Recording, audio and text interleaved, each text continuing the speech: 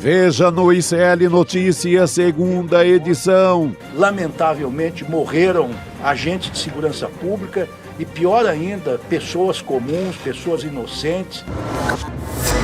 Rio em chamas, Castro no comando. Rio de Janeiro vive dia caótico em meio à mega operação policial com dezenas de mortos. Projeto político de extermínio. Extrema-direita usa a operação desastrosa de Castro para justificar intervenção no Rio de Janeiro. A papuda lhe espera. Em recurso ao STF, advogados reconhecem trama golpista, mas alegam que Jair Bolsonaro desistiu de fazer parte do plano. O ICL Notícias, segunda edição, está no ar.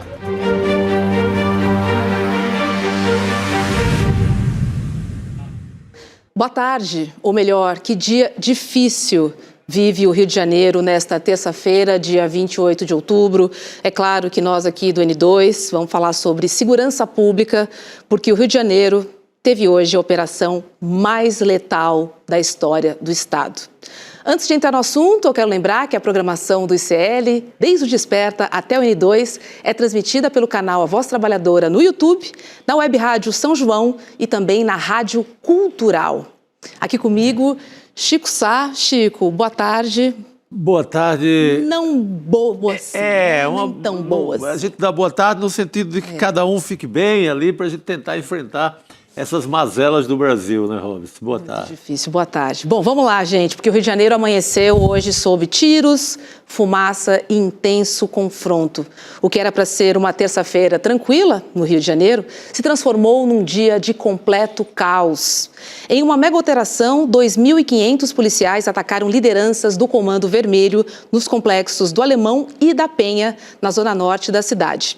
O confronto entre policiais e traficantes deixou pelo menos 64 pessoas mortas, entre elas policiais e mais de 100 pessoas presas.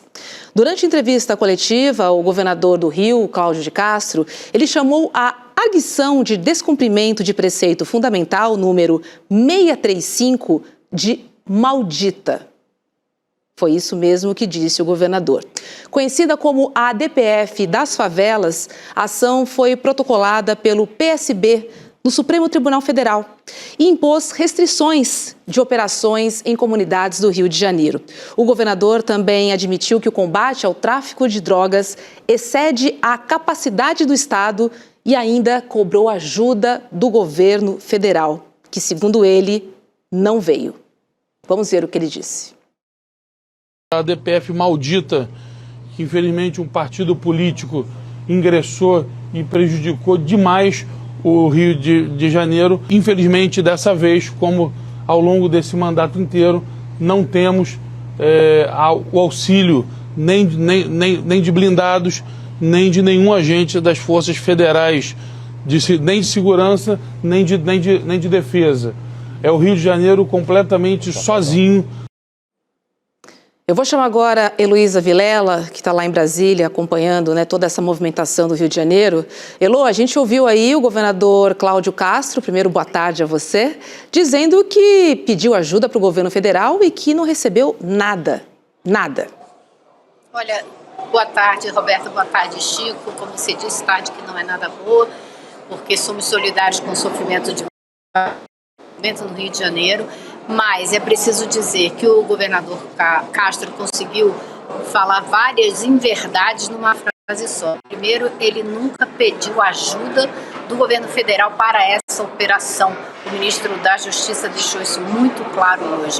E ele, reconhecendo coisas que nunca deveria ter dito porque não são verdadeiras, telefonou, e eu soube disso agora há pouco, telefonou para a ministra Gleisi Hoffmann para meio que se desculpar pelo que disse, e também telefonou para o diretor da Polícia Federal no Rio de Janeiro, claro, também para se desculpar, já que a Polícia Federal tem sido uma força incansável no combate ao tráfico de drogas no Rio de Janeiro, cooperando com o governo de Cláudio Castro. Então, ele conseguiu somar várias inverdades numa frase só, criar um clima que a gente tem que se perguntar por que ele está fazendo isso, chamando isso de narcoterrorista, usando essa palavra assim, com um objetivo que para mim me parece muito claro. Então tem muita coisa para a gente analisar no comportamento, não só do Cláudio Castro, mas como de toda a extrema-direita que tomou conta do plenário hoje aqui para fazer um discurso atrás do outro mais horroroso e para tentar culpar o governo do presidente Lula pelo que aconteceu hoje no Rio de Janeiro. E eu gostaria só de destacar uma contradição absurda no discurso do Cláudio Castro, que o deputado Chico Alencar destacou para mim agora, coisa de 10 minutos. Ele disse: o Cláudio Castro está falando que essa operação foi um sucesso. Ao mesmo tempo, ele está culpando o governo federal pelas mortes no Rio de Janeiro. Então, ou foi um sucesso ou não foi, né? Então, assim, muita coisa que aconteceu hoje e que foi dita e que merece muita atenção da gente aqui para analisar com cuidado o que pode estar por trás dessa operação deflagrada pelo governador do Rio de Janeiro. É isso, né, Chico? Porque tem todo um jogo político. Não dá para negar. Completamente. Não dá para a gente ignorar que o senador Flávio Bolsonaro, agora há 2, 3 dias, na sua passagem pelos Estados Unidos, onde foi visitar o irmão nessa operação de traição ao Brasil, este senador pelo Rio de Janeiro, ele diz o seguinte, diz que a pena que o Trump, as tropas do Trump não estão combatendo barcos na Baía de Guanabara. E ele usa a expressão narcoterrorismo.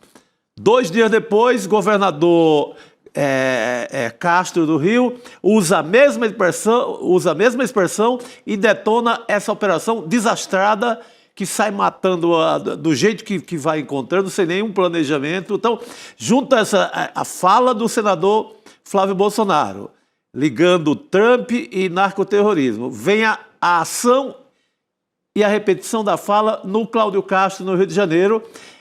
Eu vi meio uma tentativa de gerar um clima ali do que está acontecendo no Caribe com a Venezuela, um pouco com a Colômbia, sabe? Tem má intenção nessa jogada. A gente tem que ler isso, como a Elo falou agora, com esse cuidado. Não é mais só uma operação isolada desse desastre contínuo do Rio de Janeiro, que vem de séculos. Você pegar até a própria operação, a intervenção federal feita pelo general Braga Neto no Rio de Janeiro, também foi um desastre. Então, essa turma que comanda o Rio há mais de 10 anos chega agora para arrotar que a culpa é do governo federal. E não é, Elo?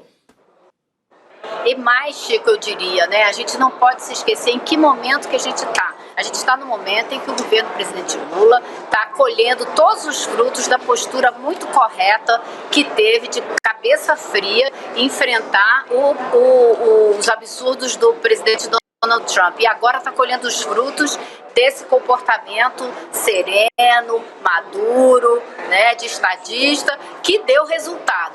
Aí agora, e não existe coincidência na política, vem essa operação com esse número absurdo de mortos e uma tentativa de culpar o governo federal, um governo que tem conseguido ganhos claros nas pesquisas de opinião. Então tem todo esse caldo da tentativa também de mudar a pauta. Eu hoje de alguns deputados progressistas. Será que isso também não tem o objetivo de mudar a pauta? A gente sabe que o Cláudio Castro conseguiu bater o próprio recorde. Ele tinha os 2 últimos recordes de maior matança do estado do Rio de Janeiro.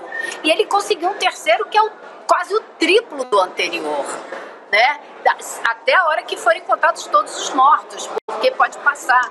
Então, eu acho que essa é a conjuntura onde se dá essa operação desastrosa, como você falou, Chico, mas desastrosa até a página 7, porque pode ter sido muito bem planejada para dar no que deu mesmo.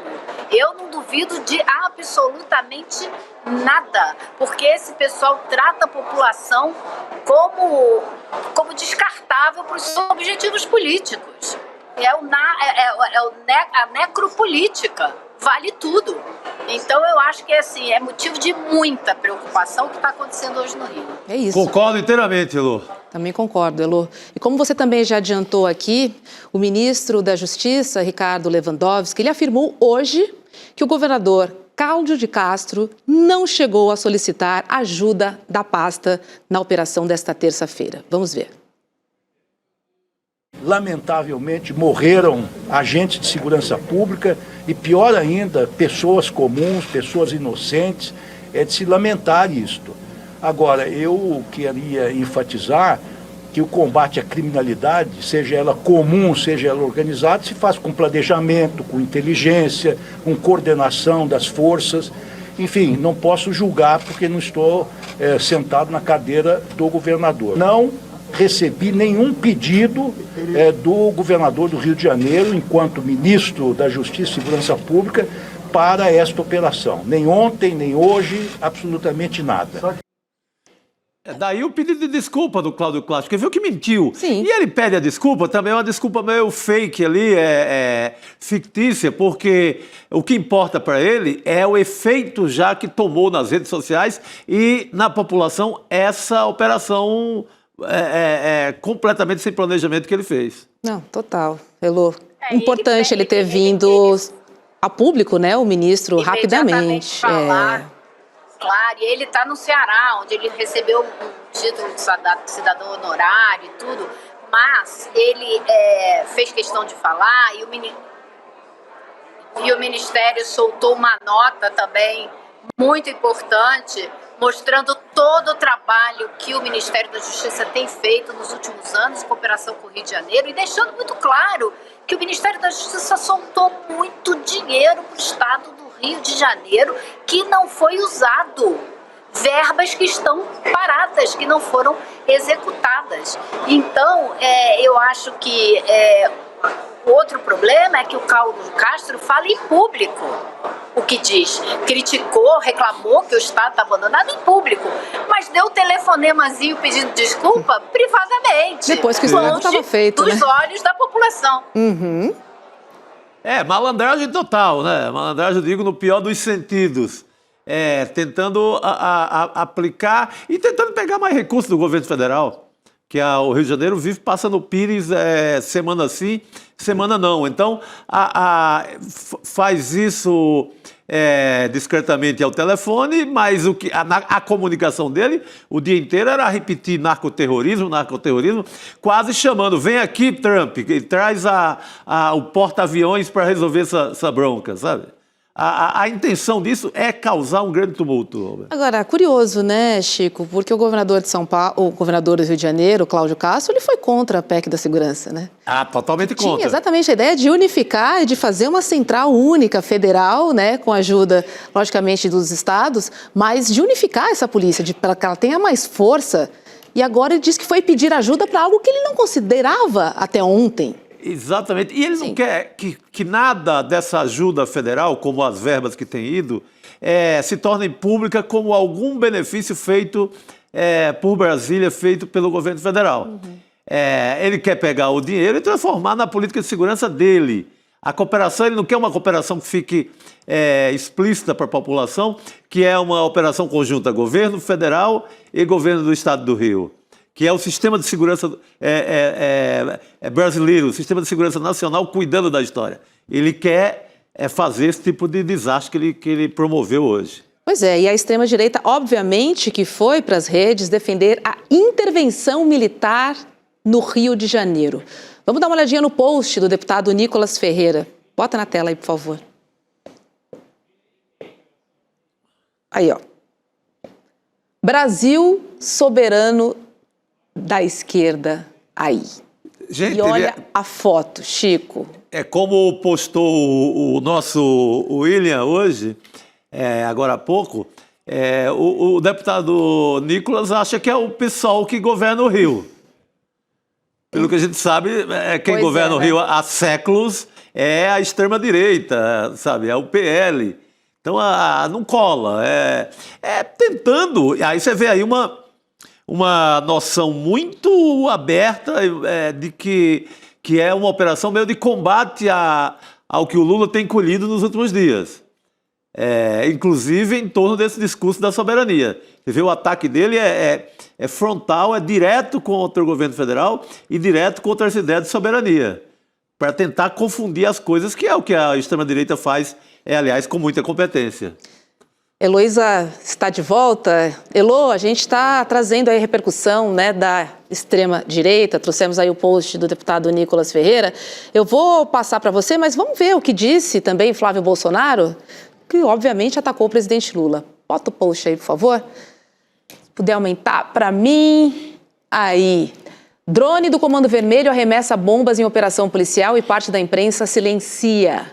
Como se fosse apenas mais um dia normal em nossas vidas. Mas, se eu sugerir bombardear barcos de traficantes, a esquerda acha um escândalo, não é nem escárnio, é escândalo. E a mídia passa a noticiar isso 24 horas por dia. Nada me surpreende depois que Lula disse que os traficantes são vítimas dos usuários. Heloísa Vilela, post de Flávio Bolsonaro. Olha, realmente, são tantos absurdos nesse post, né? Primeiro eu quero te perguntar, Roberta, de onde veio esse drone que os traficantes têm? Por que o governo do estado não continua trabalhando com a Polícia Federal, que nesse ano agora desmobilizou uma fábrica de fuzis no Rio de Janeiro, que servia ao tráfico de drogas? Por que não continuou trabalhando com a Polícia Federal e executando as verbas que foram passadas para ele? Eu tenho aqui, os números são estarrecedores. O Fundo Nacional de Segurança Pública passou para o Rio de Janeiro 331 milhões de reais e o Estado só usou 157.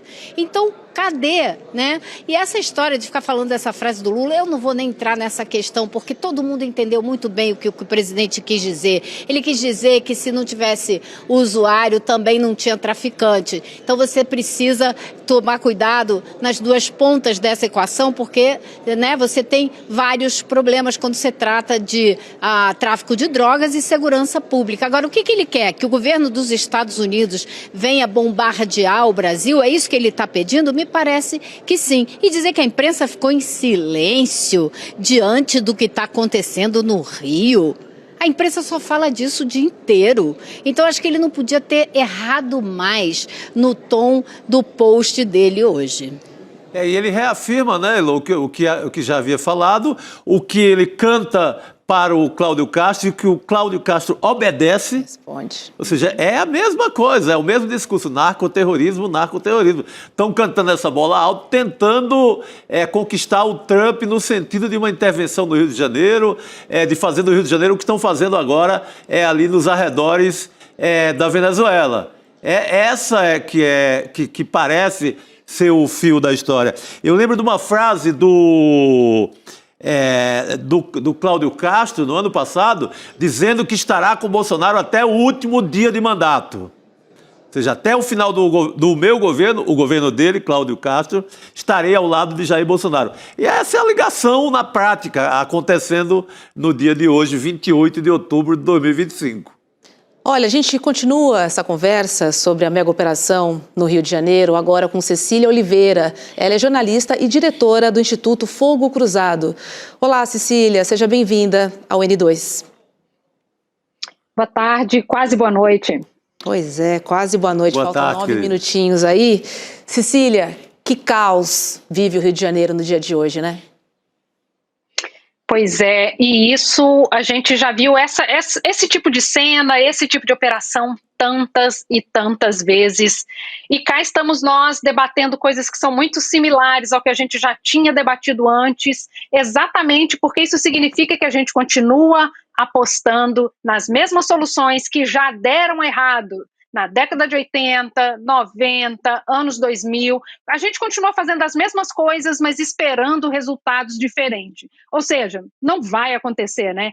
Pelo contrário, o que tem acontecido nesse tempo todo é que as facções cresceram, as milícias cresceram e hoje em dia 20% da área habitada do Rio de Janeiro tem presença de ao menos um grupo armado. É muito tempo de ausência do Estado. Heloísa, vou passar para você. Pois é, eu queria saber então se você tem duas informações. Primeiro, alguma informação a respeito dessas comunidades atingidas hoje por essas operações. A população, o que ela está dizendo, o que ela presenciou, o que ela viu, o que ela passou. E como você vê, né, uma outra política para lidar com esse problema seríssimo do controle de muitas áreas do Rio de Janeiro pelo crime organizado. Boa pergunta, porque a gente não está acostumado a medir o custo civil dessas ações, né? Então, hoje a gente viu uma cidade completamente parada. As pessoas não foram para o trabalho, para a escola, para os seus compromissos diversos, e esse tipo de coisa, esse tipo de informação, de valor, não é contabilizado pelo governo do estado, né? Até porque acho que isso falaria contra as suas próprias ações. E o impacto, ele vai muito além, né, das vítimas em si.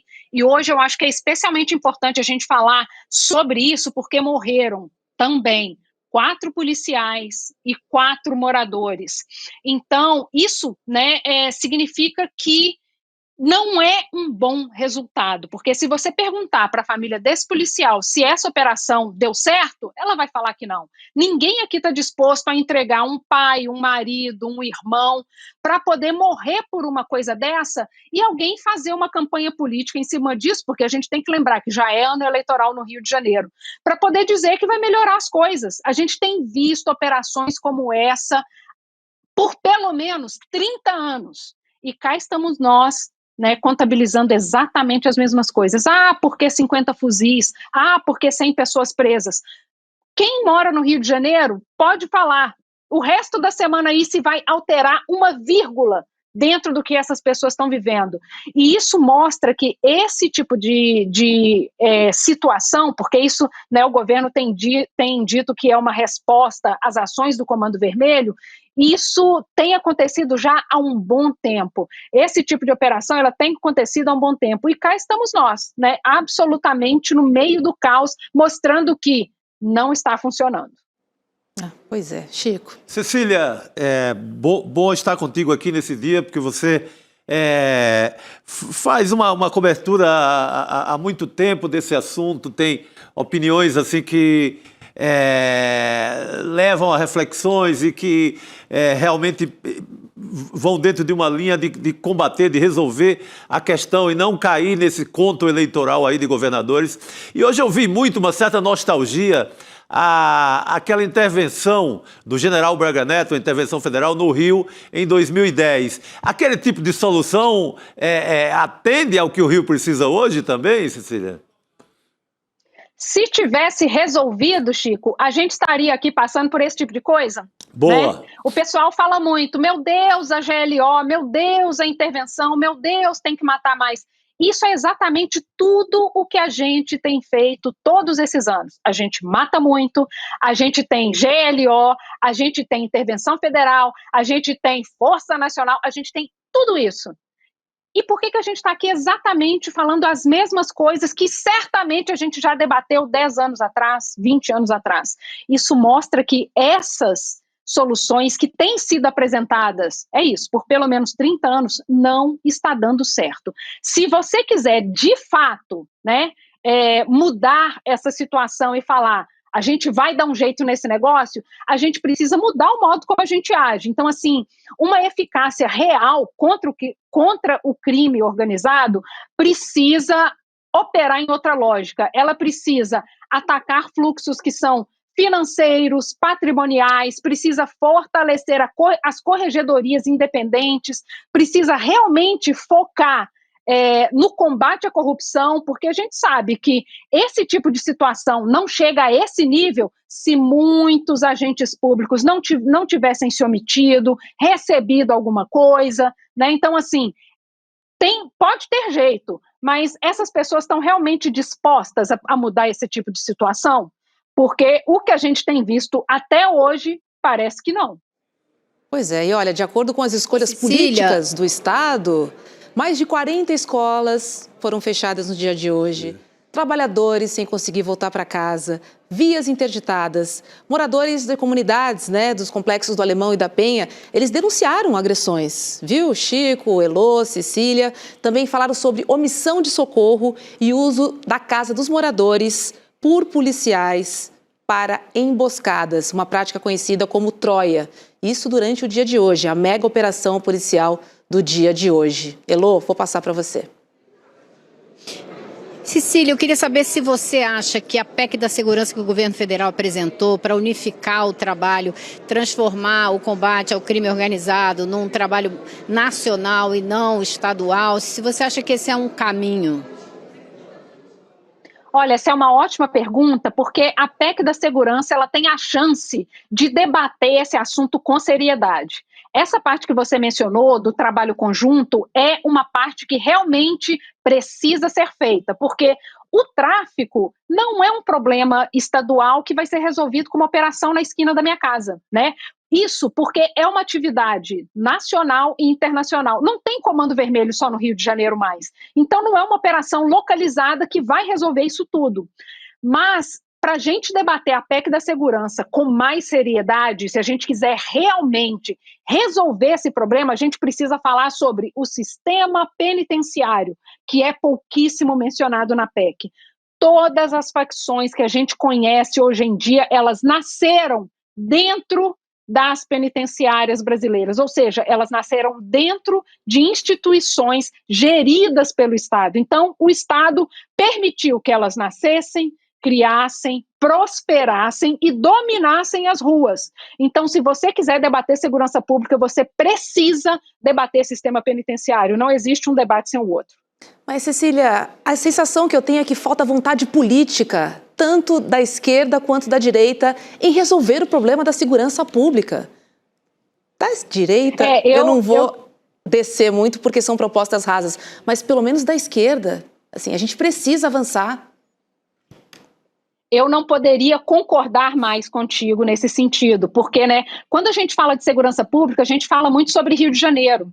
Ah, mas o Rio de Janeiro é PSDB, é PL, mas a gente tem a Bahia, que tirou do Rio de Janeiro o pódio ali em muitos índices de criminalidade, e é gerido pelo PT há muitos e muitos anos. Então, assim, em segurança pública, esse tipo de problema, ele está ali, problema para todos os lados. Então, se a gente quiser realmente debater as políticas de segurança pública com seriedade, e aí a gente pode, direita, esquerda, centro, a gente realmente precisa prestar atenção nas informações que a gente já tem, porque a gente tem bons diagnósticos, a gente tem bons levantamentos de dados, de informações, mas muito da política pública de segurança, ela é feita com base no negacionismo, e muito prestando atenção nos fluxos eleitorais.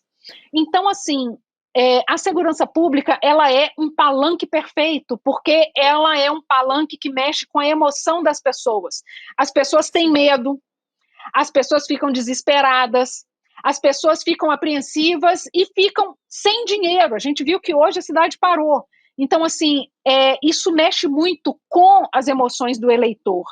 E os políticos prestam atenção nisso e oferecem soluções, diante desse desespero, soluções que eles sabem que não vai dar certo, mas que vai garantir aquele voto. Então a gente realmente precisa parar de pensar soluções de governo e precisa pensar soluções de Estado, porque não existe solução para a segurança pública de 4 em 4 anos. Não vai funcionar desse jeito, A gente precisa de soluções a longo prazo e que sejam coordenadas pelo governo federal.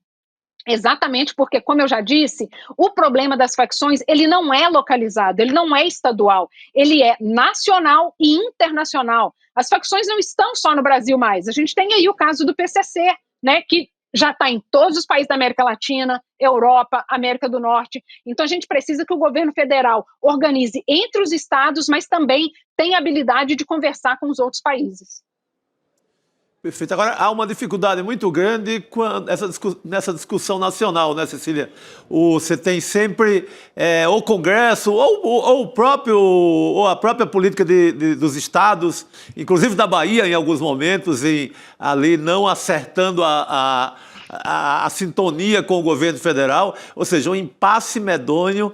Mas outra coisa que eu queria que você comentasse, hoje você falou desde cedo no componente eleitoral dessa matança. Isso dá voto? Isso é um populismo? Esse populismo é em torno de operações desastradas? Isso rende voto? Sem nenhuma dúvida, Chico.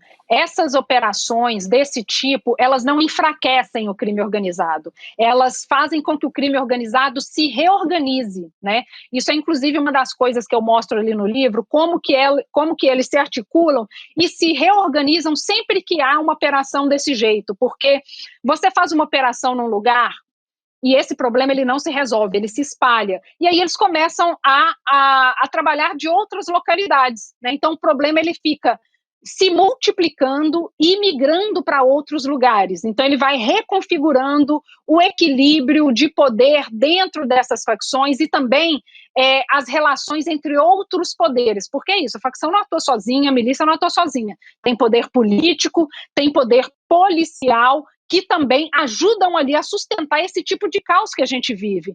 Então, esse tipo de ação, elas servem para poder regular excessos, né? A gente vem vindo aí de movimentações do Comando Vermelho pela cidade que tem desestabilizado aquele limite do aceitável, e com muitas aspas aqui, mas isso tem passado de tudo aquilo que se é esperado, porque o Comando Vermelho está realmente num passo de avanço, né? Como aconteceu, por exemplo, com as milícias na última rodada desses avanços dos grupos criminosos. Então eles precisam ali ser contidos e ser limitados de novo e se reorganizar para a próxima rodada, porque resolver a gente sabe que não vai. Pois é. Muito bom. Olha só, uma apuração do Valdo Cruz mostra que Cláudio Castro teria ligado para a ministra Gleisi Hoffmann para dizer que não teve a intenção de criticar o presidente Lula. Isso depois de falar, né, do governo federal, afirmando que as forças de segurança do Rio estavam atuando sozinhas. O governador disse que tentou explicar que tinha solicitado empréstimo de blindados, mas não teve os pedidos autorizados por falta de uma operação da garantia da lei e da ordem. Ou seja, ele age de acordo com o que quer que a extrema-direita solicita, que é o caos, para poder sobreviver. E a intervenção, que seria, ao mesmo tempo, interessante para eles, pensando na atuação, teoricamente, na falta de atuação, né, do governo federal, e que então eles apresentariam a solução. Chico, a gente vê esse desenho, né, sendo formado e os personagens montando essa história, né?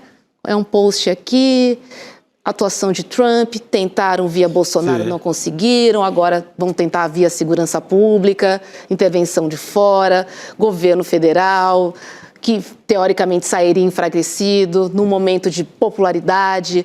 Enfim, é um roteiro que tem muitas frentes, né?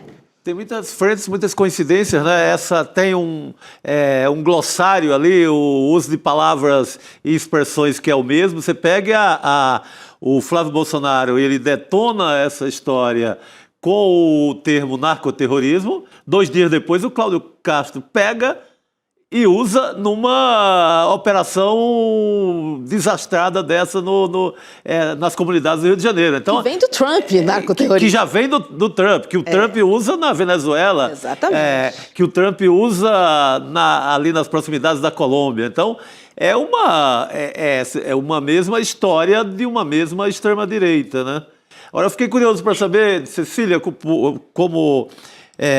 para saber qual seria, Cecília, como fica a milícia do Rio de Janeiro. Você fez um livro incrível chamado Como Nasce um Miliciano, livro que eu gostei muito, livro que eu recomendo para a nossa comunidade aqui no ICL.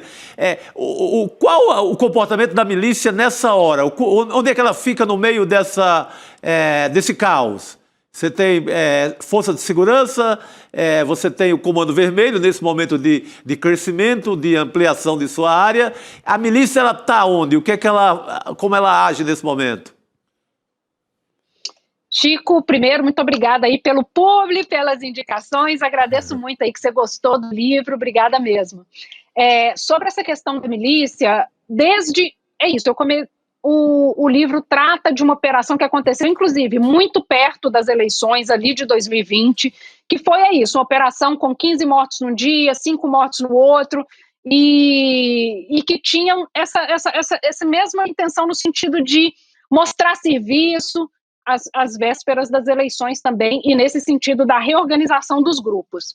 E quando eu lancei, né, esse ano, a gente tem esse intervalo de 5 anos entre o crime que eu narro e o lançamento do livro, e no meio desses 5 anos a gente teve também a morte do Eco, né, que era o líder da milícia, que já era uma evolução ali da Liga da Justiça. Essa milícia, ela depois da morte do Eco, ela fragilizou, ela quebrou, né, e os milicianos continuam hoje, disputando o resto da herança, né, do Eco entre o pessoal que sobrou ali na Zona Oeste. Então, assim, a gente está falando hoje de operações na Zona Norte focadas ali no Comando Vermelho, mas a Zona Oeste está absolutamente caótica.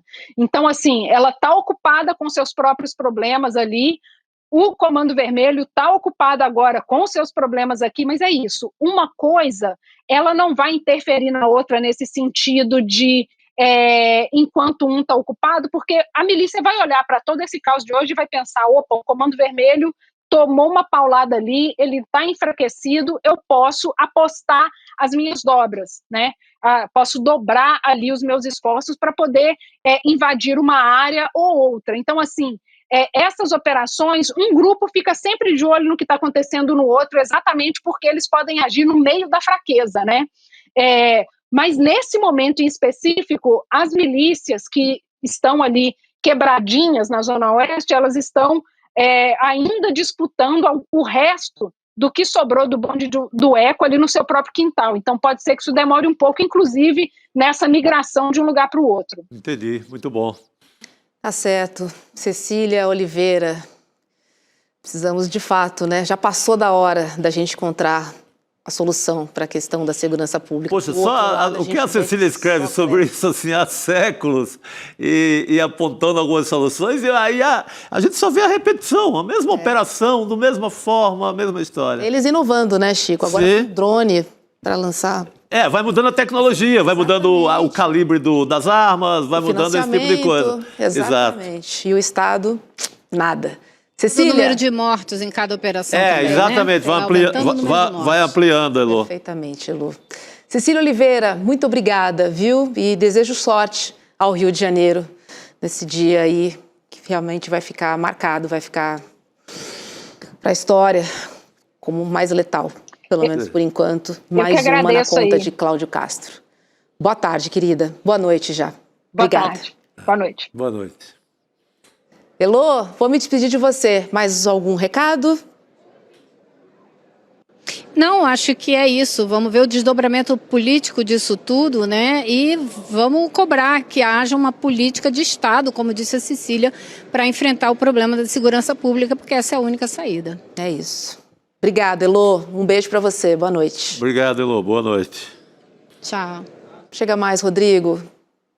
Chegando aqui. Conversar sobre essa mega operação. Se você tem alguma atualização aí que você está. Não, atualização. Tá com o celular, tá tudo ligado aqui. Tudo na mão aqui. Não, conversando mais cedo com o Igor Melo, também nosso repórter no Rio de Janeiro, o governador Cláudio Castro, mais uma vez, se fazendo de sonso, né? Porque, infelizmente, a politização dessa tragédia, que não é uma tragédia, é uma operação que foi pensada ou mal pensada, né? E que gerou assim, um recorde de mortes no Rio de Janeiro, né? O que não é pouco numa cidade que já sofreu tanto com a segurança pública. Então ele faz a operação, ele não sabia que colocando essa quantidade de policiais no local, que é o complexo onde fica o comando do Comando Vermelho, ele ia gerar reação? Ele sabia. Aí ele faz a operação sem avisar o governo federal e sem pedir ajuda para o governo federal. E quando a operação está em curso, traficantes descendo para a rua, botando fogo em ônibus, fechando linha vermelha, linha amarela, aí ele dá uma entrevista coletiva dizendo o Rio de Janeiro está sozinho. É uma operação de matança pré-eleitoral. É isso que o Cláudio Castro armou. E para completar, por isso que eu falo que ele é sonso, porque daí agora ele ligou para Gleisi Hoffmann e disse, veja bem, eu não tive a intenção de atacar o presidente Lula, mas teve. Teve a intenção, primeiro, de atacar a população do Rio de Janeiro, fazer uma operação desse porte sem estar preparado. É claro que teria a reação dos traficantes. Você está entrando no local onde estão os maiores chefes do Comando Vermelho.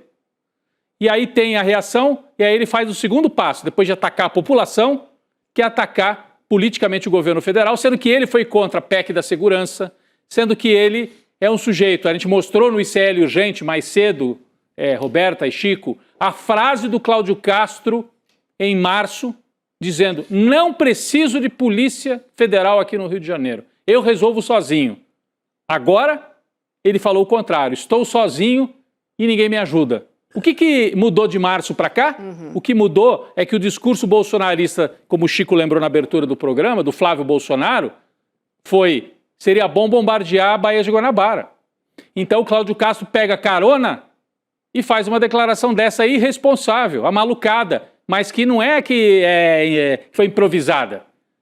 Faz parte desse projeto deles, de naturalizar a intervenção, inclusive internacional. Sim, sim. Impressionante. A ideia é essa. Não, e dá um telefonema ali na surdina, que não vai ser público, ninguém vai ver essa imagem dele pedindo desculpa à Gleisi, para manter a chegada de verba da segurança no Rio de Janeiro. É claro. E ele promover esse tipo de operação. A história é essa. Então, em público, faz esse desastre no Rio, as pessoas não conseguem voltar para casa, não conseguem voltar do trabalho, né? Para chegar nas suas casas. Vários escritórios cancelaram o expediente no Rio de Janeiro, mas o mais grave é as populações dos próprios dos morros, especialmente dos bairros no entorno, na Zona Norte e na Zona Oeste. E aí promove esse espetáculo de matança, depois ataque ao governo federal, tudo isso em público. E aí na surdina, acho que a gente tem até a manchete, né? A apuração do G1 do Valdo Cruz, ele pega o telefone, liga para Gleisi Hoffmann e fala assim, desculpa se eu ofendi. Castro liga para Gleisi, está aí na tela, e diz que não teve intenção de criticar Lula, afirmam fontes. Mais cedo o governador afirmou que o Executivo Federal negou ajuda. Só que, gente, o Lewandowski deu uma entrevista coletiva e explicou. Não houve, o Ministério da Justiça não foi nem comunicado que faria uma operação desse porte no Rio de Janeiro hoje.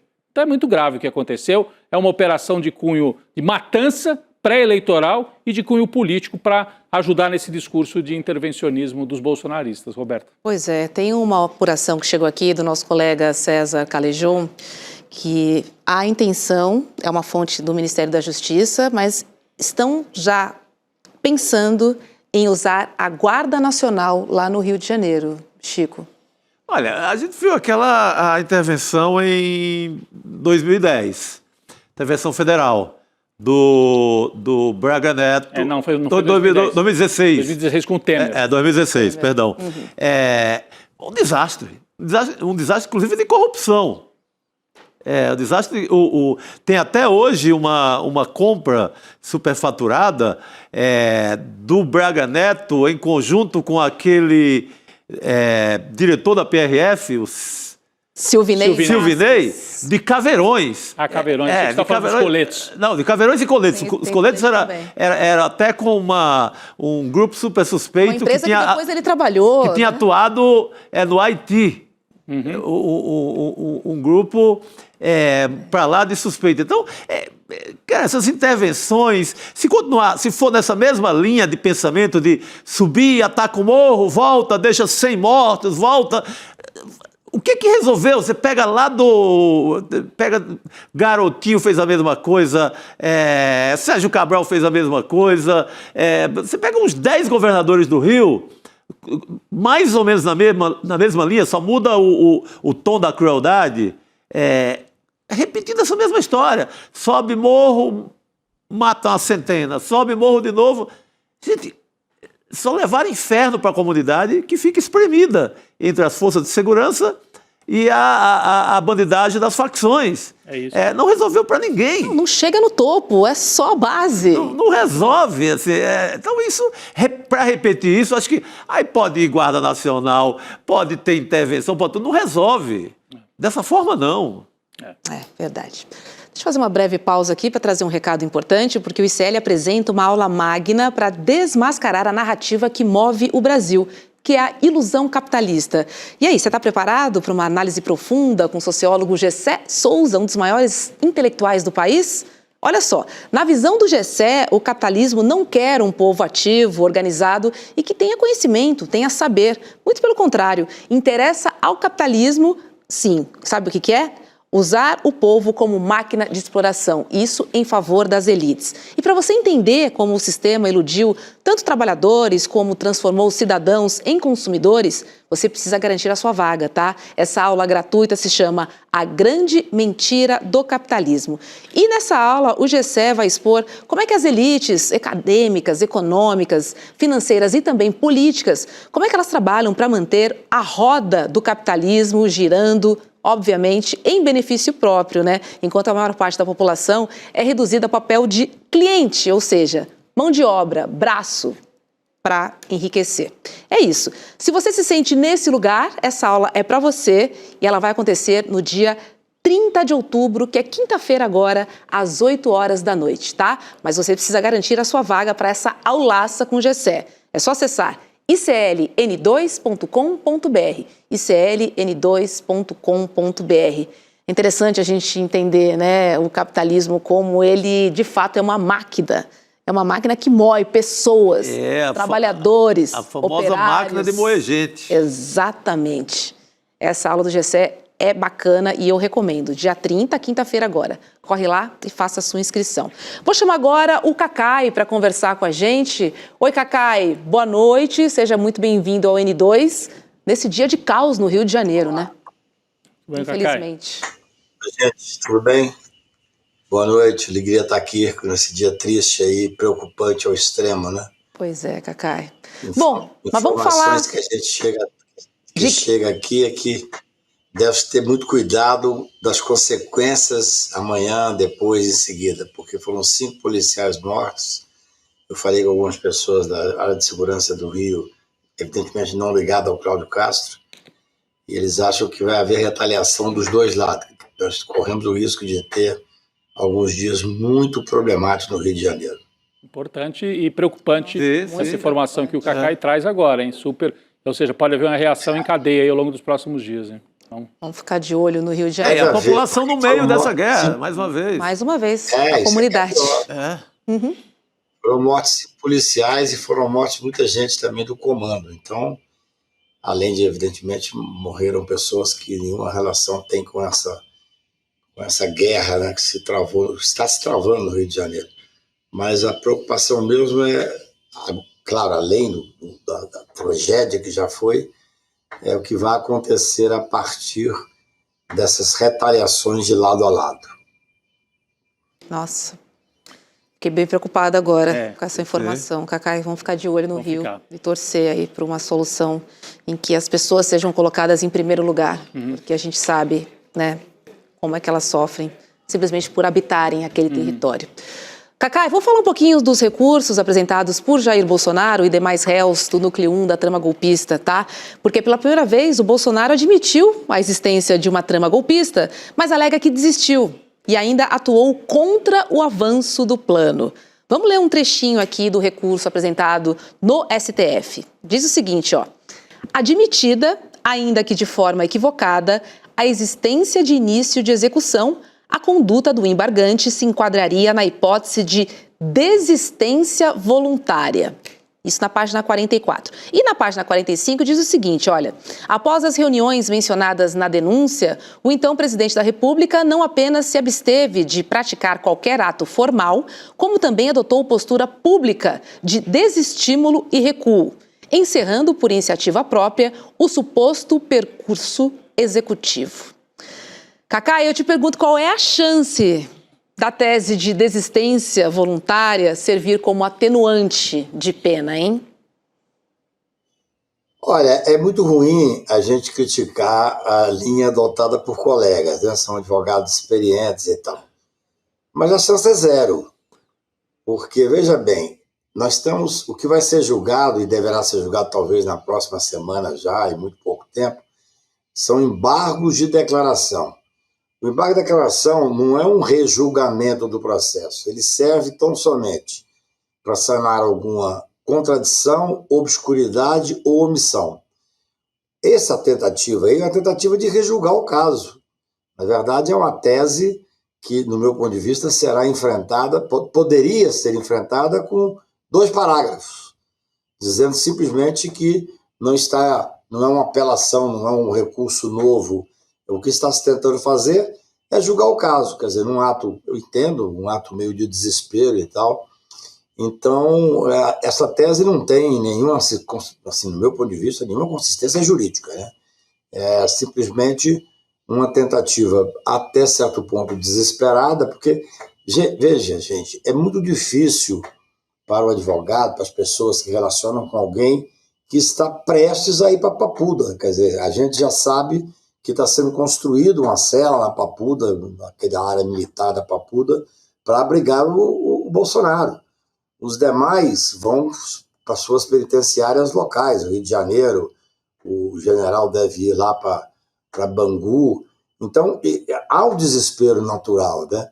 Mas, juridicamente falando, essa tese colocada nos embargos não tem nenhuma procedência. Ela deve ser julgada, claro, sempre você tem uma hipótese de ter um voto um pouco mais longo para poder fazer um enfrentamento, porque são 7, né, embargos de declaração. O Mauro Cid não embargou, ele está pedindo já que a pena seja extinta e tal, porque ele já cumpriu. Então, esse julgamento vai ser um julgamento que tende a ser muito rápido e muito simples. Não há hipótese de apontar qualquer dessas 3, omissão, contrariedade, obscuridade, que possa levar a dar efeito infringente. Então, é um julgamento de uma simplicidade muito grande. Está marcado para começar, né, o julgamento dos embargos no dia 7, que é a sexta-feira da semana que vem. Isso. E aí vai ser no plenário virtual, dura até o dia 14, dia não é 14, isso? de 7 a 14. E aí de 7 a 14, Cacá, e só para a gente entender bem, então, só a sequência, vamos dizer, aí de 7 a 14 os ministros depositam ali os seus votos, não vai ter debate, né, cada um põe o seu voto isoladamente no sistema, é isso, né, que eu entendo. E aí... isso, eu sou contrário a julgar um processo desse em plenário virtual. Eu acho que deveria ser presencial, não tem nenhum sentido com direito a debate e tal. O que pode acontecer é alguns dos ministros pedir destaque e tirar do virtual. Isso atrasaria mais o processo, né? Mas dentro de uma normalidade, começa a julgar sexta-feira, e o que a gente tem observado é assim, na primeira hora, meia-noite, logo que começa o primeiro dia, é depositado o voto do relator. Aí os demais, se não tiverem tido acesso, porque hoje em dia, a gente que advoga no dia a dia aqui nos tribunais, os votos são distribuídos para os ministros. O ministro, quando vai para o julgamento, ele já distribui os votos, você vai sabendo o que cada um... Você sabe até se vai ter pedido de vista, ainda mais num caso como esse, né? Então, embargo de declaração, repito, que não é um recurso que vai tentar enfrentar o mérito, não é o rejulgamento, costuma ser julgamentos muito rápidos, bastante rápidos. E acho que é importante também salientar que, a partir daquele julgamento, eu já me referi aqui uma vez, antigamente a gente entrava, o direito do advogado, 3, 4, 5, 6 embargos de declaração. A partir do julgamento do Luiz Estevam, num processo que ia ter prescrição e que o ministro Toffoli relatou no plenário do Supremo, o plenário entendeu o seguinte: olha, esse embargo aqui é somente protelatório, por isso nós vamos negar, por ser protelatório, e já vamos decretar o trânsito em julgado, com o cumprimento imediato do que tiver que ser feito. Por exemplo, nós vimos recentemente o ex-presidente Collor ter, no julgamento dos embargos, o segundo, dizer, não, isso aqui é protelatório, determinou o trânsito em julgado e já saiu a ordem de prisão. Então, é o que nós estamos para ver, provavelmente, no final desse julgamento, se ninguém pediu destaque. Não tem muito sentido pedir destaque no embargo de declaração, não. Mas é um direito. Evidentemente, o ministro pode falar, não, eu quero estudar com mais calma. Não tem nenhum sentido, porque os embargos estão postos. Todos os ministros já conhecem quais são os embargos. O voto do ministro Alexandre vai ser distribuído antes. Então, eu entendo que, numa normalidade, nesse dia que está marcado para terminar, nós teremos também o trânsito em julgado, porque nada justificaria, salvo uma grande novidade, uma grande, realmente assim, espantosa novidade, porque senão é isso. Vai publicar os embargos, o acordo dos embargos, imediatamente se dá o cumprimento com o trânsito em julgado da pena de prisão. E olha, uma outra figura fundamental na trama golpista apostou num recurso muito diferente, tá? Os advogados do general Braga Neto decidiram atacar todo o processo. Nos embargos, a defesa alega que o julgamento foi marcado por falta de imparcialidade e cerceamento de defesa. Os advogados apontam uma postura inquisitória do ministro Alexandre de Moraes. Cacai, como é que esse recurso deve ter caído lá no STF, hein? Na realidade, isso aí já foi dito quando do julgamento, né? Essa questão da imparcialidade, de que não tinha competência no Supremo, isso aí é mais do mesmo, não tem nenhuma novidade. O Braga Neto, gente, ele está preso desde o final do ano passado, está preso desde dezembro, se não me engano. E ele estará, já deve estar com passagem comprada para Bangu. Então, é natural que o advogado tente levantar essas teses e tal. Agora, são teses, repito, que já foram todas enfrentadas. A questão da parcialidade, que o ministro Alexandre não podia ser o relator, que o ministro Alexandre é vítima. É mais do mesmo. Não há absolutamente nenhuma criatividade ao trazer essas teses já julgadas, já enfrentadas, já debatidas pelo Supremo Tribunal. Ô, Cacai, agora esse recurso do Bolsonaro, o teor dele, é uma confissão histórica, ao meu ver, assim, porque você não tem, desde na proclamação da República, que também é um golpe, você não tem ninguém que vá lá depois e confesse que começou, que pelo menos iniciou um golpe. Verdade. E que estava em andamento. Eu acho que para um historiador isso é muito relevante, né? É um primeiro presidente confessando, via defesa, via advogados, que iniciou o golpe, que não concluiu. Se eu sou um historiador, eu estaria atento. Sim. Não, é interessante, porque assim, neste processo, e eu tenho dito isso, escrito sobre isso, é impressionante como quase todas as provas foram produzidas pelos réus. O tal do punhal verde amarelo, que todo mundo dizia, não, mas não existe, não é possível que esse plano existiu. Vai lá um general e confessa. Várias pessoas que participaram, de alguma forma, confessaram que tentaram, que não conseguiram, que não foi porque o exército não quis. Agora, o presidente da República, o líder, o chefe da quadrilha armada, o chefe da organização criminosa, na realidade, a visão que você tem é a mesma que eu tive. Eu passei os olhos apenas no que ele disse, mas ele reconheceu que na realidade, ele começou ao golpe. Ou seja, todo aquele intercrimes que é descrito pelo Gonê, muito bem descrito, por sinal, na denúncia, ele está admitindo. Sim. Ou seja, realmente aconteceu. Nem ele próprio, a esta altura, e eu respeito a defesa tem que tentar alguma coisa, né? Só que, sinceramente, a não ser pelo fato de ser um processo histórico e tal, até agora, o que eu vi desses embargos era para ser decidido em 3, 4, 5 parágrafos. Porque são, repito, os embargos de declaração não servem para rejulgar o caso. Nós não estamos numa tentativa de apelação. Não é trazer por exemplo, esse recurso dos embargos do Braga Neto, trazendo toda a discussão de imparcialidade. Isso foi exaustivamente discutido durante o julgamento. O Supremo Tribunal já tem uma posição pacífica. Então, o que nós temos que fazer é respeitar a defesa e fazer cumprir o rito, né? Isso aí é um cumprimento de um rito no devido processo legal democrático. Nada mais do que isso. Eu não vi nenhuma novidade. Do que eu vi, não tem nada em qualquer dos embargos que fala, opa, aqui tem uma coisa interessante aqui juridicamente. Não, nada. É cumprir o rito, fazer com que ele, em vez de ir para a prisão agora, que ele vá logo em seguida, então logo seja julgado e transite em julgado a condenação. Pois é, Cacai, a pergunta que fica é quando, né, que as penas começam a ser cumpridas? Você acha que é ainda esse ano? Eu digo, não, seguramente. Seguramente? Veja bem, o que eu falei. Hoje, não se permite mais 2, 3, 4 embargos de declaração.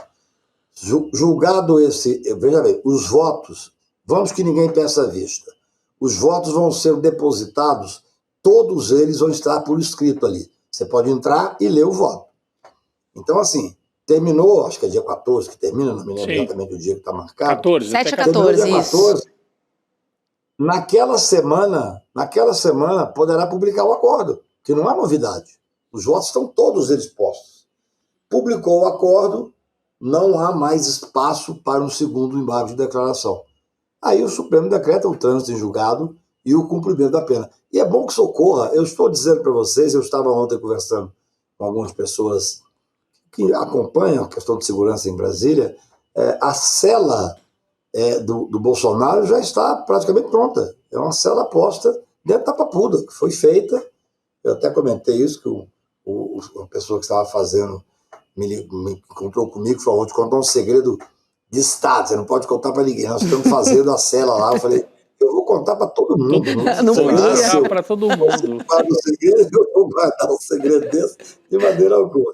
Mas essa cela já está praticamente pronta, porque o cumprimento da pena se dará inexoravelmente ainda esse ano. Penso que até novembro é possível fazer. Perfeito. Cacai, mas não vão jogar dinheiro fora? Faz esse puxadinho lá pro Bolsonaro e vai a defesa dele, emplaca a tese de que ele é um homem doente, aí ele vai para casa, ficou lá a cela vazia? 5 dias.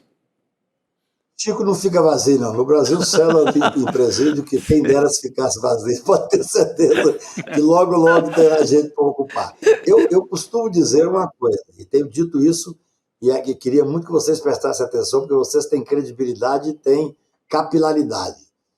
A melhor coisa que nós estamos vivendo nesse momento, além de fazer cumprir a lei, de enfrentar o golpe, do Supremo cumprir o papel constitucional, é essa hipótese: se o Bolsonaro tiver o direito e o Supremo determinar que ele vá para a prisão domiciliar, imediatamente nós temos que fazer uma grande discussão nacional: quem mais tem direito à prisão domiciliar no Brasil? Sim, importante. Dos 800 mil presos, tem muita gente mais velha que Bolsonaro, tem muita gente mais doente que Bolsonaro. Ontem uma pessoa ligada ao Bolsonaro me disse: mas ele só come a comida que a esposa faz e tal.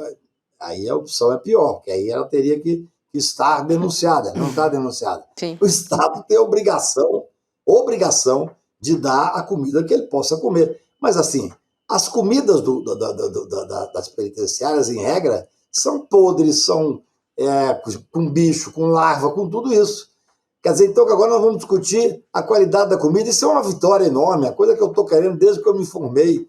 Sim. Vamos discutir a qualidade da comida, vamos discutir quem é que tem direito à prisão domiciliar, quem é que tem direito a usar a tornozeleira eletrônica. Vocês se lembram, quando o ministro Gilmar Mendes, foi presidente do CNJ, ele fez um mutirão que foi impressionante. A quantidade de gente que estava presa, que já tinha passado o tempo da pena, gente que estava presa sem ser julgado. É uma coisa incrível, tirou da cadeia um monte de gente.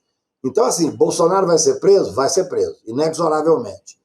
Vai ter um pedido para ele cumprir prisão domiciliar? Se ele tiver o direito, tem que ser dado esse direito. Não pode deixar o cidadão morrer na cadeia. Sim. Mas a grita nossa, dos advogados, eu tenho falado isso para os advogados, acho que vocês que têm credibilidade e têm alcance na voz, é o seguinte: ele vai para a prisão domiciliar, quem mais tem que ir? Quem mais tem o direito de ir? É igual aquele habeas corpus que foi julgado no plenário do Supremo, em que o Lewandowski foi o relator, em que concedeu às mulheres com filhos até 12 anos, que não tem companheiro, que não tem ninguém para tomar conta do filho, ela tem direito à prisão domiciliar. Então vamos fazer uma limpa nos presídios brasileiros, que é a grande... Quando eu entrei com a ADC 43, magnificamente feita pelo Adhemar e pelo Cláudio, o nosso objetivo, claro, foi essa ADC que, ao julgar, deu a liberdade ao Lula. Mas o nosso objetivo era o estado miserável dos presídios brasileiros. Talvez a direita vai fazer uma única coisa boa para nós que sempre brigamos pelos direitos humanos, que nós somos tratados assim. Esse é o pessoal, o mimimi dos direitos humanos. Pois então, se tiver uma liberdade dele, uma prisão domiciliar do Bolsonaro, nós temos que começar a bater no Brasil inteiro. Quem mais tem direito à liberdade? Quem tem direito à tornozeleira eletrônica? Porque é isso, o Estado vai dar para o ex-presidente da República, deu para o Collor, que me parecia, inclusive, que doença não tinha, me parecia muito forte e tal, mas não pode haver privilégio. Então essa acho que é a próxima batalha que se anuncia, e eu nunca imaginei que eu ia estar do lado da ultradireita para tentar melhorar o sistema penitenciário brasileiro. É a verdade. gente tem muita surpresa na vida. É verdade. Quem Muito está bom, doente, Cacá. que não deveria estar preso também, né, Cacá? E não vamos esquecer também. Isso. Claro, Tem que valer para todo mundo, sem né? dúvida nenhuma. Sim. É por aí. É uma discussão muito boa que nós vamos ter, e eu faço questão de estar do lado desses. Eu me lembro de um dos filhos eu recebi isso agora recentemente, dos filhos do Bolsonaro, dizendo: o Brasil, já há um tempo atrás, o Brasil tem prisão domiciliar, o cidadão o preso é o carcereiro dele mesmo, dizendo que não devia existir prisão domiciliar. Vocês devem ter visto, talvez, esse vídeo, que é um vídeo de um dos filhos. Eu confundo eles. Então, assim, agora eles estão na prisão domiciliar e sei que vamos lutar desesperadamente para que, depois que tiverem cumprido pena, aí é cumprimento de pena. Não é uma prisão. Por que o Lula foi para a PF? O Lula nunca teve uma prisão definitiva, não tinha trânsito julgado. O Lula estava fazendo uma prisão ilegal e inconstitucional, mas era uma prisão provisória. Agora não, agora é pena definitiva. E eu sei, Chico, que você tem uma preocupação com o erário, mas não preocupa não que essa cela não vai ficar vazia, não. Não vai faltar cliente. Não vai faltar Muito cliente. bom, Cacá. Tá certo, Cacá. Obrigada, viu? E uma boa noite para você. Obrigado a você. Até breve. Boa Um noite. abraço. Deixa eu trazer o segundo recado importante, que hoje tem Precisamos Conversar às 7h, coladinho aqui no N2. E Sara Zara, Juliana Baroni, Açucena e também Márcia Tiburi te esperam. E hoje, na pauta, elas vão falar sobre a provável nomeação de Jorge Messias para o cargo de ministro do STF. Isso mesmo após os inúmeros pedidos para que uma mulher ocupasse esse posto. Bom, a influenciadora de direita, Cíntia Chagas, que depois de sofrer uma agressão, do marido, ela afirmou que encontrou acolhimento com as feministas da esquerda. Essa história é boa, E né? este assunto também Outra revirada. Uma revirada. Eu assisti outro dia a Cíntia Chagas num papo com a Júlia do Alibe. Dávila. E a Manuela Dávila. Com a Manuela Dávila. E ela diz exatamente isso, né? A Cíntia Chagas falava que o ideal era a família tradicional, a mulher tem que ser submissa, e ela sofreu violência, pelo menos, né? Sim. Tem essa acusação do marido. E aí ela descobriu, antes tarde do que nunca, a importância de ter direitos para as mulheres, a batalha toda. Né? Ampliou, né? Que ela Isso. disse que o debate ali entre as conservadoras é muito sobre família. E a Manu ampliou, né? É sobre família também, mas é sobre vida, enfim, é sobre meio ambiente, é sobre tudo, né? A vida familiar é um pedaço importante dessa construção, mas ela não é tudo.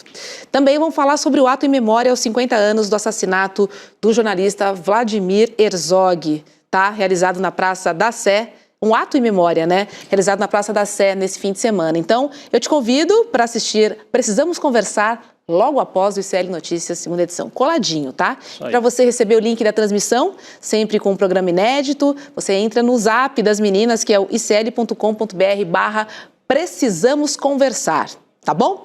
Vamos voltar a falar então da mega operação no Rio de Janeiro, né, contra o Comando Vermelho, que segundo o Palácio Guanabara foi a mais letal da história do estado. O confronto violento deixou pelo menos 64 pessoas mortas, 4 delas policiais e 100 foram presas. O ataque das forças de segurança teve represálias. Drones do tráfico jogaram bombas nos agentes, tiros foram disparados, ônibus incendiados e vias foram interditadas, muitas até agora, tá? E quem chega para conversar com a gente é o Luiz Costa Pinto. Oi, Luiz, boa noite para você. Olha, a população carioca vive um dia de caos, né? Absoluto no dia de hoje e, repito, mais uma vez, né? Isso, boa noite, como é que estão Boa você, noite. Roberta, Rodrigo, Chico e quem nos assiste, né? A população carioca, mas a população do país inteiro, porque o que está acontecendo agora é um laboratório de trazer o caos para o Rio de Janeiro, né? E criar um confronto falso com a estratégia de enfrentamento da segurança em todo o país. Nesse momento, aqui em Brasília, está acontecendo a reunião na Casa Civil, no Palácio do Planalto, onde estão o ministro da Defesa, o ministro da Casa Civil, Rui Costa, o ministro da Defesa, José Múcio, o comandante-geral do Exército, o general Tomás Paiva, né, o Manuel Carlos, que é o secretário executivo do Ministério da Justiça, que é o ministro Lewandowski, que está no Rio de Janeiro, o Mário Sarrubo, que é o secretário de Segurança Pública do Ministério da Justiça, e a ministra Gleisi Hoffmann, da Articulação Política. E há uma pergunta que está colocada e não foi respondida ainda. Por que esta operação agora? Por que ela foi deflagrada sem que o governo federal soubesse, sem que houvesse um pedido de ajuda do governo do Rio de Janeiro às forças federais que poderiam ter entrado no planejamento? O governo do Rio de Janeiro deixou claro que essa foi uma operação que vinha sendo estruturada há 11 meses, né? Ela foi um desastre absoluto. Agora, as perguntas que estão pairando nesse momento na cena política brasileira é: quem planejou? Quem era o encarregado, o responsável desse planejamento? Né? Por que agora? Por que o timing foi esse, justamente 4 dias depois daquela convocação estapafúrdia, esdrúxula, descabida do senador Flávio Bolsonaro, né, a que a 5ª Frota Americana, que está fundeada no Caribe, fizesse o bombardeio na Baía de Guanabara. E vejam que o Flávio Bolsonaro, no pronunciamento dele hoje, ele faz um link com aquela frase. Ele reafirma. Isso é esquisito, ele reafirma. Isso é esquisito. E o que é que estão querendo? Intervenção, GLO. Se houver uma intervenção federal, você tem que bloquear a agenda legislativa de reformas no Congresso. Para haver uma GLO, tem que haver a decretação de falência do Estado do Rio. Diga. Não, eu ia só dizer, Lula, que ao longo do dia o governador foi mudando um pouco o tom, né? A tua pergunta e a tua observação... Mas a largada dele é com o mesmo termo do Flávio Bolsonaro. Exatamente. Narcoterrorismo. Então ele começa a fazer uma postagem falando em narcoterrorismo, depois ele diz, veja, o Rio de Janeiro está abandonado, está sozinho. Depois a gente relembrou aqui já no ICL que em março ele dizia que não queria governo federal no Rio, então ele mudou de março para cá, talvez porque agora esteja embutido nessa estratégia aí de intervenção estapafúrdia do Flávio Bolsonaro. Foi contra a PEC da bandidagem. Foi contra a PEC. E agora, a PEC da Segurança Pública. Agora... Da PEC da Segurança Pública. Ele foi a favor da PEC da bandidagem. Perfeito. É isso. Da Segurança Pública. E aí, Lula, agora à tarde a gente tem informação, já foi trazida pela Heloísa Vilela aqui mais cedo, eu também trouxe aqui outros órgãos de comunicação, de que o Cláudio Castro ligou para a Gleisi Hoffmann e se desculpou. Olha, não era bem isso que eu queria dizer. Será que ele sentiu, o Lula, porque eu estou vendo aqui a declaração do Lewandowski de agora a pouquinho, dizendo assim, ou ele assume a responsabilidade, ou ele joga a toalha, né? Se ele sentir que não tem condições, ele joga a toalha e pede intervenção federal. Falou o Lewandowski, Lula. Assim, eu acho que o Cláudio Castro percebeu que ele foi um pouquinho longe demais, que isso pode acabar respingando de volta nele, se chegar nesse ponto. O nosso colega Igor Melo dizia que agora há pouco, enquanto a gente está aqui no ar, o Cláudio Castro deu uma entrevista para a Globo local, lá para a Globo Rio, dizendo que, veja bem, eu fui mal compreendido, em nenhum momento eu quis atacar o Lula. Então eu queria o presidente da República, queria a sua avaliação sobre isso. Olha só, Rodrigo, o ministro Lewandowski é uma das pessoas mais lianas, é uma das pessoas mais finas no trato que eu conheço. E nessa entrevista que ele deu lá no Ceará, ele não estava com a menor informação. A agenda no Ceará é uma agenda leve.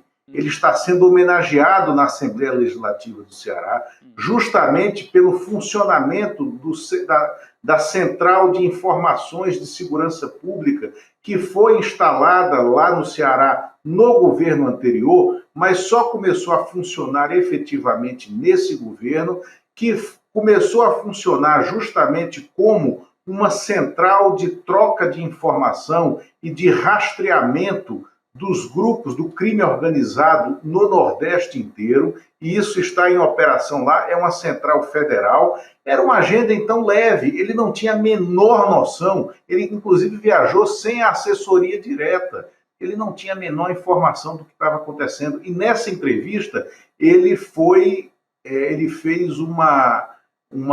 deu uma alfinetada refinada no governador, quando perguntado sobre o que estava acontecendo, né, no Rio de Janeiro, ele disse: olha, eu não estou sentado na cadeira do governador, eu não sei de nada, né? Eu estou vendo agora que ocorreram, infelizmente, 4 mortes de forças de segurança, de pessoas das forças de segurança, e também mortes de civis que não tinham nada a ver com o crime organizado, são vítimas civis dessa guerra no Rio de Janeiro. E aí pontuou exatamente isso que levou o governador a fazer um pronunciamento, além dessa entrevista, ele fez um pronunciamento nas redes dele, que é um pronunciamento de 1 minuto, um vídeo de 1 minuto, absolutamente claudicante, patético, confuso, e ele está, se você olhar esse pronunciamento, ele está visivelmente apavorado. Foi feito enquanto vocês estavam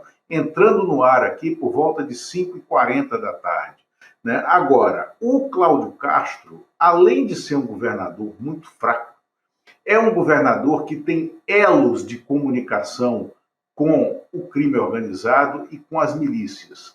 É um governador refém das milícias no Rio de Janeiro e refém politicamente das milícias. E é um governador que está com o mandato sub júdice.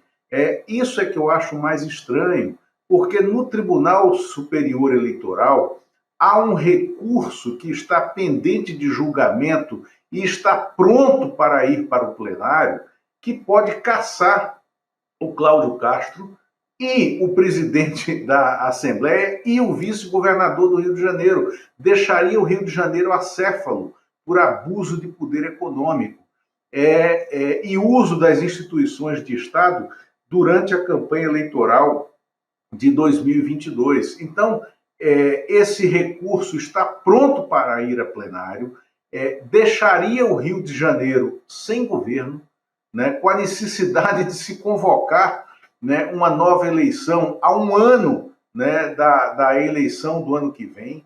Não tem linha sucessória estabelecida no Rio de Janeiro, e ele cria essa guerra particular. Eu acho que foi a Cecília Oliveira, que esteve aqui agora há pouco também, que levantou essa questão. Sim. Foi a Cecília, de uma operação feita em 2020, também às vésperas das eleições, para criar um caos no Rio de Janeiro. Né? E o Cláudio Castro cria esse caos com a sua polícia militar miliciana, com a sua polícia militar que tem elos de contato com o PL do senador Flávio Bolsonaro, neste momento em que o Flávio Bolsonaro faz uma convocação a um bombardeio no Rio de Janeiro, ele recoloca a pauta da segurança pública no estado do Rio de Janeiro e, mais que isso, né, ele também rechaça, e é um tema que a gente vai falar na sequência aqui, imagino, ele rechaça a presença do prefeito Eduardo Paes na sua chapa, estou falando do Flávio Bolsonaro, sim, e como candidato apoiado pelo PL no Rio de Janeiro. Tudo muito estranho pelo timing e pela surpresa que essa operação traz, nesse momento, ao país inteiro. Pois é. E olha só, gente, o presidente da Câmara, o Hugo Mota, está aproveitando e está surfando, né? Ele usou as redes sociais para comentar a mega operação. Ele, né, reafirmou aí o compromisso dele com pautas de combate à violência. Diz Hugo Mota: acompanho com atenção a operação contra o crime organizado no Rio de Janeiro, reafirmamos nosso compromisso com os projetos de segurança pública e de combate à violência, uma das maiores preocupações da população brasileira. E aí vem o surf, ó. Sob minha presidência, a Câmara aprovou quase 30 matérias na área, a exemplo do aumento da repressão contra organizações criminosas, criminalização do domínio de cidades e proteção dos agentes públicos envolvidos no combate ao crime organizado. Continuaremos focados em avançar nestas pautas. Cara de Lula! pau. Que cara de Então, pau. segurança pública agora entrou na pauta, agora, hoje. É isso? Exatamente. Acho que o Chico quer falar alguma coisa. Não, Chico? prossiga. Então, exatamente, segurança pública entra na pauta, isso é de um absurdo, é o surfista institucional, né? E aí vocês veem que nesse surf institucional, quem perdeu o timing e a prancha foi o prefeito do Rio de Janeiro, porque no domingo, ele, num evento partidário, ele faz um gesto aonde torna explícita a traição dele ao PT, dizendo que provavelmente integraria a chapa, torna pública a conversa com o PL, né, o PL do Flávio Bolsonaro, isso anteontem, domingo. E hoje, essa operação, ontem o Flávio Bolsonaro disse: não queremos o Eduardo Paes em nossa chapa, né, que ele não venha para cá, o que é uma humilhação para ele, mas a esquerda também já olha o Eduardo Paes e diz: vem cá, a gente vai aceitar isso de volta agora, dessa forma. A esquerda que diga-se, não tem nenhum histórico de sucessos eleitorais executivos no estado do Rio de Janeiro, ou mesmo para a prefeitura do Rio de Janeiro, né? O PT, por exemplo, nunca elegeu, né, governador ou prefeito do Rio de Janeiro, e o PSOL chegou em alguns momentos ao segundo turno, mas nunca teve sucesso eleitoral no final, né? A esquerda agora está buscando quem seria esse candidato. Eu digo assim, a esquerda precisa de alguém que tenha todos os defeitos do prefeito de Maricá, Washington Quaquá, as escassas virtudes do Quaquá, e que não se chame Washington Quaquá, né? E esse é o dilema da esquerda, né? A esquerda precisa de alguém forte como candidato no Rio de Janeiro, porque o Eduardo Paes já não serve mais a esse projeto, porque ele tentou ser também um surfista incidental, Roberto, e não conseguiu. Vai lá, Chico. Mas essa reação do Flávio Bolsonaro a essa tentativa do Eduardo Paes não devolve o Eduardo Paes aí para o lado da esquerda, Lula? Devolve, mas vai ser fácil, vai ser de graça, porque o Eduardo Paes foi muito... Eu acho que ele foi muito imaturo politicamente. Sim. Ele cometeu um erro político ao tornar explícita essa negociação tão cedo e sem ter fechado as pontas, porque ele tomou uma traulitada, não é, Rodrigo? Ele tomou uma traulitada do Flávio Bolsonaro, que foi desrespeitosa à dimensão política que ele adquiriu no Rio de Janeiro. Não, foi uma resposta, né, ali pesada. Não. Agora, isso também revela, eu acho que um racha dentro do PL no Rio, né? Isso que eu ia falar, Chico. Porque se o Eduardo Paes estava colocando os pés dentro desse bonde do PL e ele leva essa patada, significa que havia um certo espaço ali para ele caminhar, né, Lula? E aí a família... Sim, aí a família vai... A família está no momento decisivo, assim, né? O pai à beira da papuda, a família numa situação política muito difícil, reage. Significa que a extrema-direita também no Rio está rachada. Não, está rachada, ele estava caminhando, veja bem, o Eduardo Paes vem de um aceno ao Malafaia, ele chegou a dizer isso publicamente, né? Malafaia é meu amigo, mexeu com ele, mexeu comigo. Né? Ele falou isso. Né? Ele tem o diálogo franco e aberto com o Altineu Cortes, que é deputado federal, é o primeiro vice da Câmara dos Deputados, é o primeiro vice do Hugo Mota, né, e é o presidente do PL no Rio de Janeiro, mas ele tomou essa cotovelada, né, do Flávio Bolsonaro, que precisa renovar o mandato.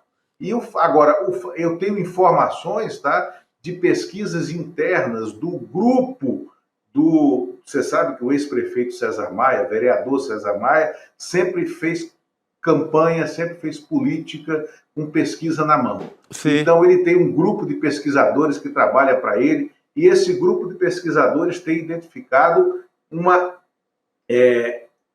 consistente queda, tá, da possibilidade de reeleição do Flávio Bolsonaro.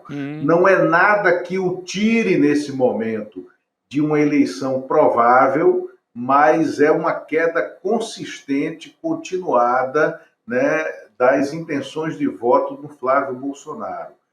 É possível também que o Flávio Bolsonaro esteja querendo criar um novo discurso de segurança mais forte, de olho na própria reeleição. Claro, para salvar a reeleição. Pode ficar sem mandato.